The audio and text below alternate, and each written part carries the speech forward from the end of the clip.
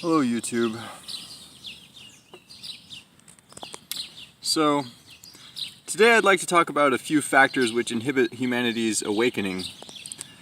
Now, this is an extremely broad topic as there are a lot of things inhibiting people's spiritual progress, so I'm going to be touching somewhat briefly on a number of ideas which could be elaborated upon, and which I would encourage you to put your own thought and meditation towards if you feel the impulse.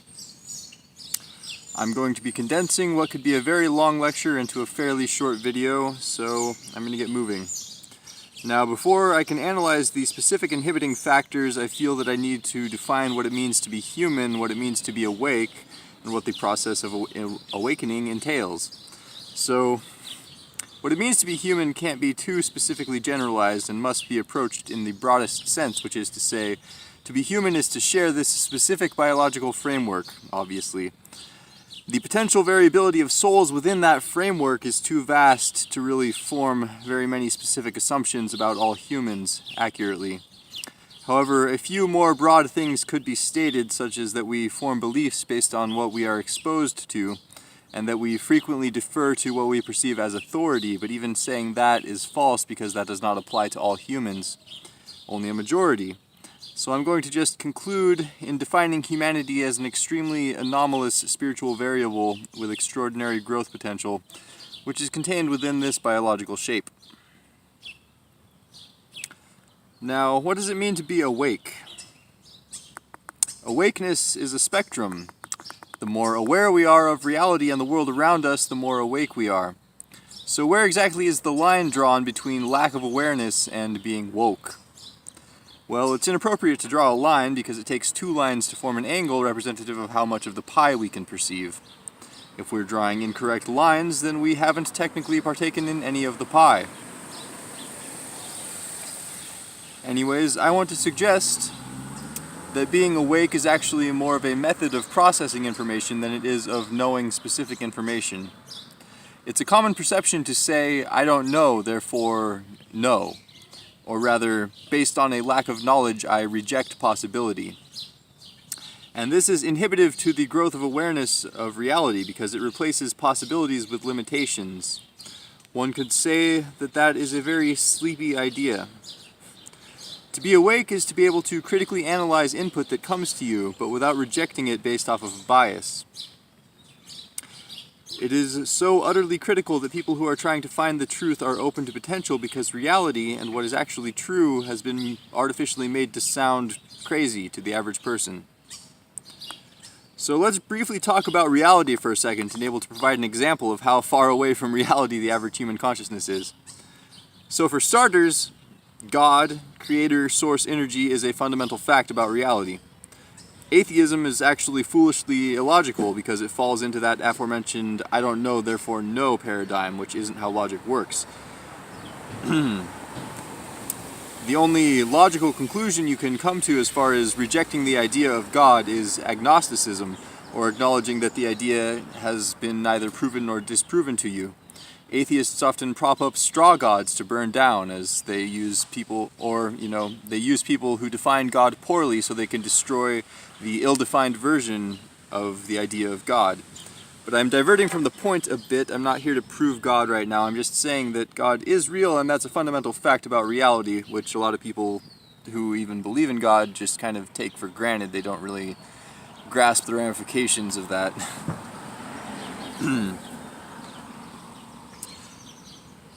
Now, I wouldn't personally define God as omnipotent nor omniscient. I would define God as the original conscious mathematical unraveling of energy which set order into the chaos of the cosmos.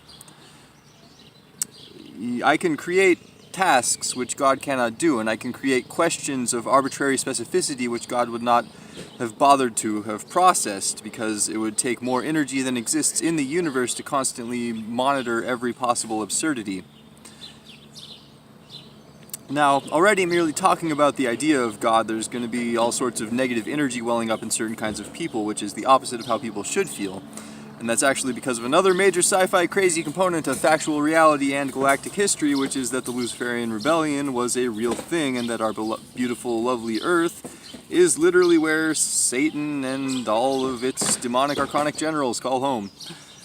Furthermore, humanity is basically a slave battery for nightmare vampire ghosts, and that's a large part of why there's so much negative energy surrounding God, because literal, factual, scientifically existing nightmare demons, who I have met and interacted with, and you can too, that's a potential of the human form, is the ability to call upon etheric consciousnesses.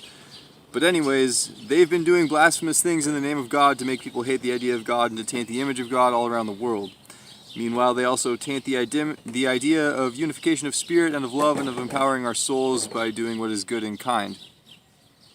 And does this all sound ridiculous enough to you? This is the scientific actual reality that we are existing in.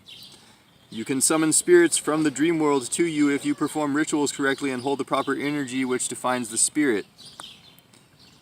And then, if you aren't spiritually sound and you don't know how to banish them and you called forth a wicked spirit, they can mess with your head if not completely possess you. And many rich and powerful people do this sort of thing and then embrace possession and become literally demon people who fucking traffic and cannibalize children and suck out their cerebrospinal fluid. I mean, not directly, probably, but you know, they harvest it and then sell it. But I mean, they've lost their own regenerative capabilities, and these wicked people simultaneously create fake news narratives and entertainment which hypnotizes us and converts people into a vampiric slave mentality, which prevents us from realizing how much more awesome our reality would be if we defined ourselves based off of a foundation of love. Anyways, I don't want to get all the way into all of that, but that's the tip of the reality iceberg. We have literal demons fucking with us, and we have to hold them accountable for their bullshit. And so long as people prefer their delusional ignorance to reality, it makes it harder to hold wicked people and their ethereal little nightmare ghost friend arc demons accountable. This is the objective reality that we live in. It makes it a little bit difficult to awaken in certain ways. Now, in the process of awakening, you don't have to go through all of that first. You don't have to examine and digest all of the information that I have personally observed to realize that that is where reality is at. But you do have to acknowledge that you cannot deny the potential for everything that I just said based off of your ignorance of it.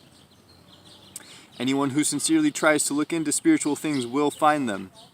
As far as general awakening goes, you just need to be able to, you need to be able to analyze things like 9/11 and say, hey, maybe there's a little more to that than a couple bad brown people being mad. You need to be able to look at the Zohar, the Bible, and the Quran and be like, hey, maybe there's a little bit more to all that than just a bunch of misled people worshiping the black cube of Saturn as God. Anyways, it's not everybody's job in awakening to unravel all the mysteries of God or to learn to figure out how to hear ghosts or to realize that our material world is literally interwoven with the ethereal world. Not everybody trying to awaken has to find out every mystery, but being aware of reality does require recognizing spirituality. Furthermore, as I continue to reiterate, it requires that you analyze information with an open mind, knowing what you do not know. Now, one might say, well, if my mind is that open, then I would have to accept every invisible pink unicorn. But that's an absurdity. You are allowed to apply logic to what you are trying to understand. It is mandatory that you do so. Something can't be both invisible and pink.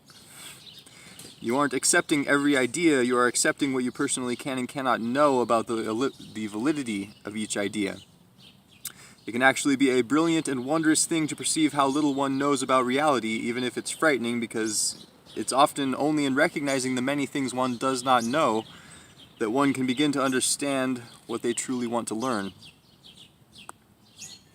Now, moving forward a little bit, I feel the need to mention that even from a selfish and hedonistic perspective, seeking to pursue a divine consciousness of love is more pleasurable than pursuing materialistic impulses. And this is something that people fail to understand because humanity is largely entrapped in a vampiric energy extraction hologram. And by hologram, I just mean that our very perceptions limit our understanding of reality. Now, having a divine consciousness of love doesn't mean that you can't, say, joke around and give people a hard time. It just means that you will empathically recognize if a joke is harmful to someone in contrast to people who enjoy being messed with, and you'll adjust your humor accordingly. Having a divine consciousness of love doesn't mean that everything's happy, hippie, rainbow kittens all the time. It far more frequently means that you will actively process true pain when confronted with painful situations, rather than denying it or rejecting it or looking at the bright side. And I've talked about all this before in various ways, but having divine love at your core requires strength. The strength to stand up for what is right and to care about the suffering of life around you. Now, part of the reason that awakening seems like a joke and a meme to people is literally because of these archonic demonic forces profiting from keeping people out of a divine state of love, because they cannot feed off of people who hold a divine state of love within themselves. It is easier for them to feed when people do not think of them as real, and therefore have no idea what is happening when they go through psychotic episodes or when they have paralysis nightmares. It is easier to defend yourself when you know that you have real, spiritual, invisible enemies, which I bet you anything technology will be able to, if not already can, detect. But knowing that they are there, and that they are some of the most depraved things in the universe trying to mess with you, allows us to focus our souls to actively reject their influence. And denying that they exist weakens us. And once more people learn to empower themselves in that sort of way, it also allows us to more directly influence all of reality around us, and all souls around us, and to confront and change oppressive systems which are upheld by, frankly, instinct-based unconscious robot people, who are incapable of questioning the validity of destructive and corrupt systems. But don't spite people for what they are, simply teach them as they are able to learn. And sometimes that learning might require burning an entire corrupt injustice system to the ground and rebuilding it, because too many fucking cops are literally getting away with murder still. Anyways, before I go off on another tangent, I'm just going to circle back to the main point and summarize it. Factors which inhibit spiritual growth. The fact that awakening, as well as spirituality, are made to seem like a joke or a meme.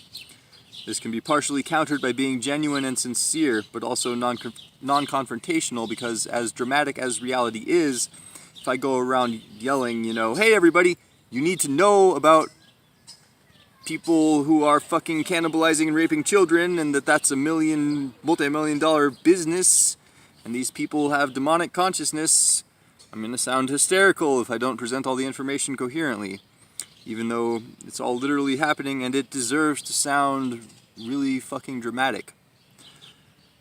Now, the other main factor for personal awakening, which I repeated several times, which is still key, is maintaining an openness to potential rather than rejecting it, which is a balance, because we have to analyze deceptions as well as make sure we aren't led astray.